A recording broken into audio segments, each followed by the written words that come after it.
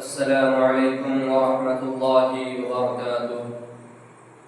الحمد لله رب العالمين والصلاة والسلام على رسوله الكريم. أما بعد، أعوذ بالله من الشيطان الرجيم. بسم الله الرحمن الرحيم. وقال الله تعالى: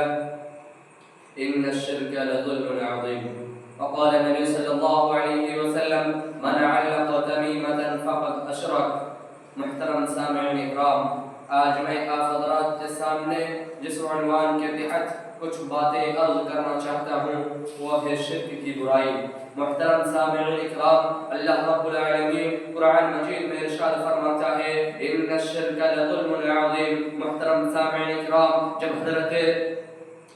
جب حضرت لقمان علیہ السلام اپنے بیٹے کو نصیحت کر رہے تھے تو سب سے پہلے یہی نصیحت کی کہ یا بنی لا تشرک باللہ، اے میرے بیٹے تم اللہ رب العالمین کے ساتھ کسی کو شریک نہ کرنا، چاہے وہ پیر ہو، چاہے وہ ولی ہو، چاہے وہ حکیم ہو، چاہے وہ استاد ہو، چاہے وہ مولوی ہو، چاہے وہ ملا ہو، چاہے وہ بابا ہو، چاہے کسی بھی طرح کا انسان ہو یا جانور ہو، چاہے پتھر ہو، کنکری ہو، کسی بھی طرح کا کسی بھی چیز کو اللہ رب العالمین کے سوا کسی کی عبادت نہ کرنا، کسی کے سامنے سجدہ ریز نہ ہونا۔ یقیناً اللہ رب العالمین ہر چیز کو جاننے والا ہے۔ اللہ رب العالمین قرآن مجید میں ارشاد فرماتا ہے: ان اللہ علیم بذات الصدور۔ یقیناً اللہ رب العالمین دلوں کے بھیدوں کو جانتا ہے۔ محترم سامعین اکرام، اللہ کے رسول صلی اللہ علیہ وسلم ارشاد فرماتے ہیں: من علق تمیمۃ فقد اشرک۔ جس نے تمیمہ لٹکایا اس نے شرک کیا، چاہے وہ تعویذ کی شکل میں ہو، چاہے وہ کالا دھاگا کی شکل میں ہو، چاہے وہ قرآنی آیات کی شکل میں ہو۔ محترم سامعین اکرام، آج کل بہت سے گھروں میں ایسا دیکھا جاتا ہے کہ قرآن کی آیات کو تعویذ میں لٹکائے ہوئے تعویذ میں گھسا کر کے اپنے گلے میں پہنتے ہیں، اپنے گلے میں پہنتے ہیں، چین کی شکل میں ہو یا کسی بھی طرح کے اس میں غیر اللہ کا نام لکھا ہوا رہتا ہے۔ یہ سب ہر طرح کا شرک ہے۔ محترم سامعین اکرام، اسی لیے اللہ رب العالمین قرآن مجید میں ارشاد فرماتا ہے: ان الشرک لظلم عظیم، کہ شرک سب سے بہت بڑا گناہ ہے، سب سے بڑا ظلم ہے۔ اگر آپ شرک کیے بغیر مر گئے، اگر آپ شرک کیے ہوئے اللہ رب العالمین سے معافی مانگے بغیر اگر آپ مر گئے تو یقین جانیے کہ اللہ رب العالمین شرک کرنے والوں کو کبھی معاف نہیں کرے گا۔ محترم سامعین اکرام، اسی لیے ہمیں جہاں تک ہو سکے شرک سے بچنا چاہیے، کیونکہ شرک بہت بڑا ظلم ہے۔ اگر شرک اتنا بڑا ظلم نہ ہوتا تو حضرت لقمان علیہ السلام اپنے بیٹے کو یہ نصیحت نہ کرتے کہ اے میرے بیٹے تم اللہ رب العالمین کے ساتھ کسی کو شریک نہ ٹھہرانا۔ محترم سامعین اکرام، اللہ رب العالمین قرآن مجید میں ارشاد فرماتا ہے: وما خلقت الجن والانس الا ليعبدون، کہ ہم نے جن اور انسانوں کو اسی لیے پیدا کیا کہ ہماری عبادت کرے، ہماری تعظیم کرے، ہمارے سامنے سجدہ ریز ہو جائے، ہم سے دعا مانگے، کسی بھی طرح کی دعا ہو، چاہے مصیبت کے وقت ہو، چاہے پریشانی حال ہو، چاہے خوشحالی ہو، اللہ رب العالمین ہر چیز پر قادر ہے۔ جب اللہ رب العالمین قرآن مجید میں ارشاد فرماتا ہے: ان اللہ علی کل شیء قدیر، کہ اللہ رب العالمین ہر چیز پر قادر ہے، چاہے وہ چھوٹی چیز ہو، چاہے وہ بڑی چیز ہو، چاہے وہ اونچی چیز ہو، چاہے وہ نیچی چیز ہو، اللہ رب العالمین ہر جگہ ہر چیز پر قادر ہے۔ اسی لیے اللہ رب العالمین قرآن مجید میں ارشاد فرماتا ہے: ان اللہ علی کل شیء قدیر، کہ بے شک اللہ رب العالمین ہر چیز پر قادر ہے، ہر چیز پر قدرت رکھنے والا ہے، ہر چیز کا علم غائب ہے اللہ رب العالمین کے پاس، ہر چیز کا علم اللہ رب العالمین عالم الغیب ہے۔ اللہ رب العالمین کے علاوہ کسی کو، چاہے وہ مولوی ہو، چاہے وہ عالم ہو، چاہے وہ حاکم ہو، چاہے وہ پیر ہو، چاہے وہ ولی ہو، چاہے کسی بھی طرح کا کوئی بھی انسان ہو، اس کو اللہ رب العالمین کے بغیر اسے عالم الغیب نہیں کہنا چاہیے، نہ یہ کہنا چاہیے کہ یہ انسان کے اندر کے بھیدوں کو جانتا ہے۔ آج ہم چلتے ہیں آگے کی طرف، آج کل معاشرے میں دیکھا جاتا ہے، سوسائٹی میں دیکھا جاتا ہے کہ بہت سے ایسے باباؤں وغیرہ کے سامنے اپنے ہاتھ چھوڑ کر کے بیٹھ جاتے ہیں اور بابا سے دریافت کرتے ہیں کہ اے میرے باپ، اے میرے پیر، آپ بچہ دیجئے۔ اس کے سامنے سجدہ ریز ہوتے ہیں۔ یقین جانے جو شخص بھی ایسے کام کرتے ہیں، بےہودہ کام، یقیناً اللہ رب العالمین اس سے ناراض ہو جاتا ہے، اور اللہ رب العالمین جس سے ناراض ہو جاتا ہے یقین جانے اسے جنت کا ٹھکانہ ٹھکانہ جنت اس کے لیے اللہ رب العالمین حرام کر دیتا ہے۔ محترم سامعین کرام، ہم چلتے ہیں آگے کی طرف کہ آج کل بہت سے لوگ مزاروں پر درگاہوں پر جا کر کے چادر چڑھاتے ہیں اور لڈو وغیرہ بہت سے غیر رسم رواج آج کل معاشرے میں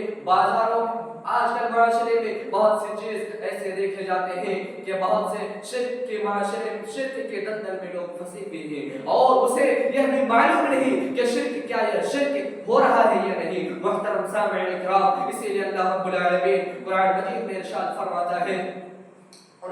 قل هل يستوي الذين يعلمون والذين لا يعلمون، کہ اے نبی صلی اللہ علیہ وسلم آپ کہہ دیجئے کہ عالم اور غیر عالم کبھی برابر ہو سکتے ہیں؟ یقین جانے عالم اور غیر عالم کبھی بھی برابر نہیں ہو سکتے۔ جس طرح آسمان و زمین کے اندر میں جتنی فاصلہ ہے اتنی فاصلہ عالم اور غیر عالم کے برابر ہے۔ محترم سامعین کرام، غیر عالم اللہ رب العالمین کے سوا غیر عالم اللہ رب العالمین کے سوا جس کے پاس علم نہ ہو، غیر عالم جاہل، وہ اللہ رب العالمین کے سوا وہ دوسروں کے لیے سجدہ ریز ہو جاتے ہیں۔ لیکن اللہ رب العالمین قرآن مجید کا علم جس شخص کے اندر، جس انسان کے اندر دے دیتا ہے، ڈال دیتا ہے، اور اللہ رب العالمین اسے سوچنے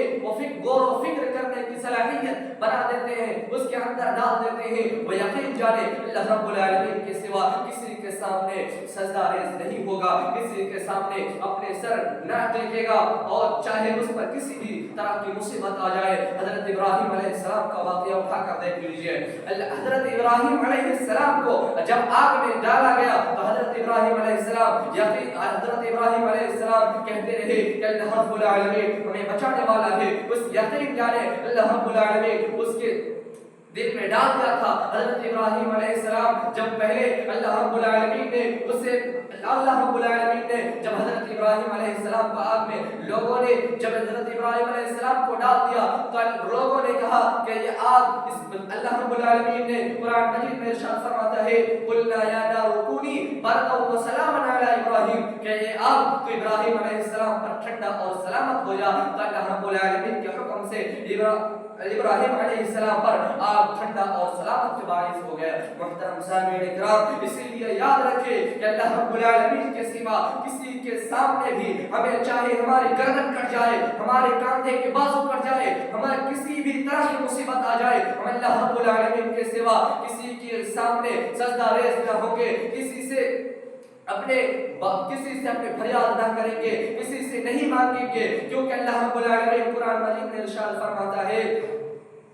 ادعونی استجب لکم، اگر تم مجھ سے دعا کرو گے تو میں تمہاری دعاؤں کو قبول کروں گا۔ محترم سامعین کرام، اللہ رب العالمین قرآن مجید میں دوسری جگہ ارشاد فرماتا ہے وَلَنَبْلُوَنَّكُمْ بِشَيْءٍ مِّنَ الْخَوْفِ وَالْجُوعِ وَنَقْصٍ مِّنَ الْأَمْوَالِ وَالْأَنفُسِ وَالثَّمَرَاتِ وَبَشِّرِ الصَّابِرِينَ، کہ ہم تمہیں ہر طرح سے آزمائیں گے، بھوک کے ذریعے، خوف کے ذریعے، جان و مال میں کمی کے ذریعے، لیکن تمہیں ہر طرح کے برداشت کرنا ہے۔ اللہ رب العالمین قرآن مجید میں فرماتا ہے کہ اگر تمہیں جنت چاہیے تو تمہیں بہت سی مصیبت آئے گی، چاہے تمہارے گردن کٹ جائے، لیکن تم اللہ رب العالمین کے سوا کسی کے سامنے اپنے سر نہ ٹیکنا۔ محترم سامعین کرام، کسی بھی مصیبت آئے، کسی بھی پریشانی آئے، کسی ہر طرح کی مصیبت و پریشانی کو، دکھ درد کو ہمیں سہتے رہنا چاہیے اور اللہ رب العالمین سے دعا کرنا چاہیے کہ اللہ رب العالمین تو ہماری دعاؤں کو قبول عطا فرما، اور ہمارے اندر اور ہمارے دل و دماغ میں، ہمارے سوسائٹی میں ہر طرح کی جتنی بھی برائیاں ہیں، اللہ رب العالمین تو ان برائیوں کو ختم کر جڑ سے ختم کر دے، اور اللہ رب العالمین تو ہمیں سچی توبہ اور سچی استقامت پر اختیار رکھ کر رہنے کی توفیق دے۔ محترم سامعین کرام، اللہ رب العالمین کے سوا کسی اور کو، بت پرستی کو، کسی بھی مزار پر کیونکہ سجدہ ریز نہیں کرنا۔ حضرت سمیہ رضی اللہ تعالی عنہ کا واقعہ سنا، اٹھا کر دیکھ لیجئے۔ محترم سامعین کرام، حضرت سمیہ رضی اللہ تعالی عنہ کو جب حضرت ابو جہل نے جب کہا تھا کہ سمیہ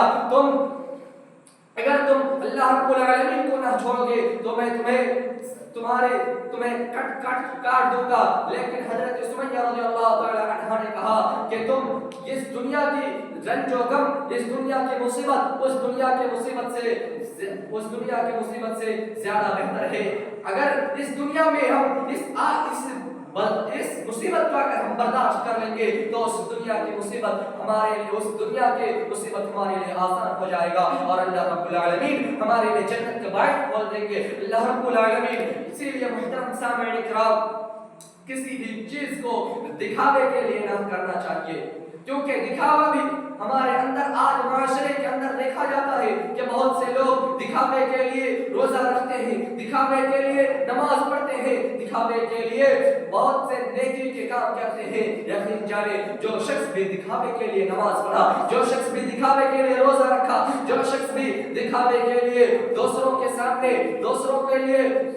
दूसरों के सामने वह नमाजी बन जाते हैं, वह वली बन जाते हैं और यह कहते हैं कि हम 5 वक्त नमाज पढ़ने वाले हैं, उस शख्स को इस बात का गौर व फिक्र करना चाहिए कि हम अगर नमाज पढ़ रहे हैं तो हम किसके लिए पढ़ रहे हैं। अगर उसके अंदर तवक्कुल ना हो, अगर उसके अंदर अल्लाह रब्बुल आलमीन के सिवा किसी और को दिखावे के लिए हो तो अल्लाह रब्बुल आलमीन तो ये रियाकारी है और रियाकारी शिर्क का बाइस है, रियाकारी हमें शिर्क की तरफ ले जाता है। अल्लाह रब्बुल आलमीन हज़रत मोहम्मद सल्लल्लाहु अलैहि वसल्लम ने सहाबा इकराम रज़ियल्लाहु तआला अन्हुम ने सवाल किया कि नबी सल्लल्लाहु अलैहि वसल्लम शिर्क क्या है, शिर्क असगर क्या है। तो हज़रत मोहम्मद सल्लल्लाहु अलैहि वसल्लम कहते हैं कि शिर्क के असगर रिया है। अगर आप दिखावे के लिए नमाज पढ़ते हैं, अगर आप दिखावे के लिए कुरान पढ़ते हैं, अगर आप दिखावे के लिए कारी बनते हैं, अगर आप दिखावे के लिए मुफ्ती बनते हैं, अगर आप दिखावे के लिए वली बनते हैं, अगर आप दिखावे के लिए अल्लामा बनते हैं, तो यकीन जाने इस अल्लामा को, इस कुरान को, इस हदीस और कुरान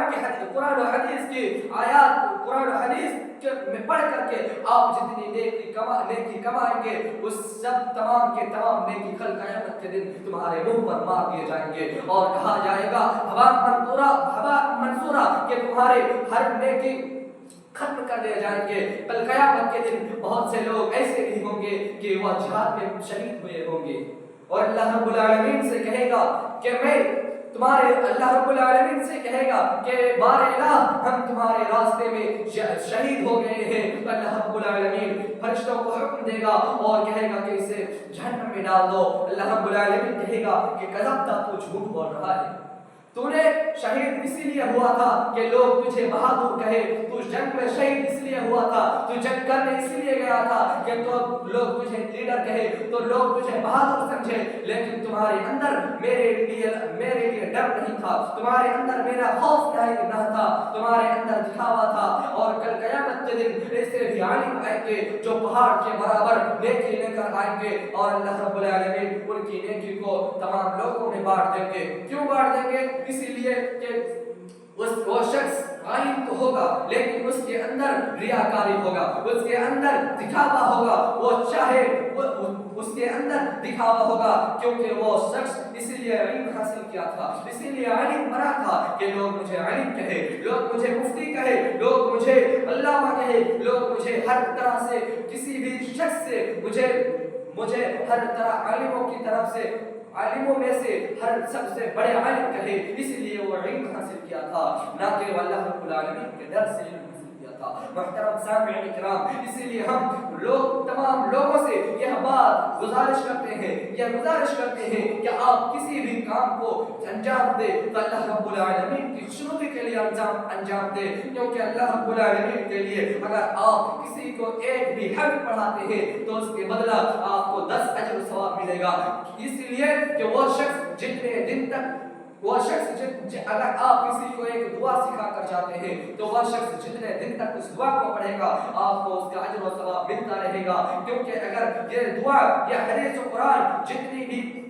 नेकी है, आप पूरी दुनिया में कहीं पर भी किसी भी हदीस, किसी भी किताब को उठा करके देख लीजिए, उसमें नेकी ना मिलेगा। आप उठा करके देख लीजिए, बाइबल पढ़ लीजिए और इसी तरह हिंदू के ऋग्वेद पढ़ लीजिए, यजुर्वेद पढ़ लीजिए और हनुमान चालीसा पढ़ लीजिए, आप किसी भी दुनिया की पूरी किताबें पढ़कर देख लीजिए, लेकिन आपको कुरान के बराबर सवाब नहीं मिलेगा। क्योंकि अल्लाह रब्बुल आलमीन कुरान मजीद में इरशाद फरमाता है कि जो शख्स इस कुरान को اللہ کے رسول صلی اللہ علیہ وسلم ارشاد فرماتے ہیں کہ جو شخص بھی اللہ رب العالمین کے لیے، اللہ رب العالمین کو راضی کرنے کے لیے جو شخص بھی ایک وقت کا نماز پڑھ لیتا ہے، اللہ رب العالمین اس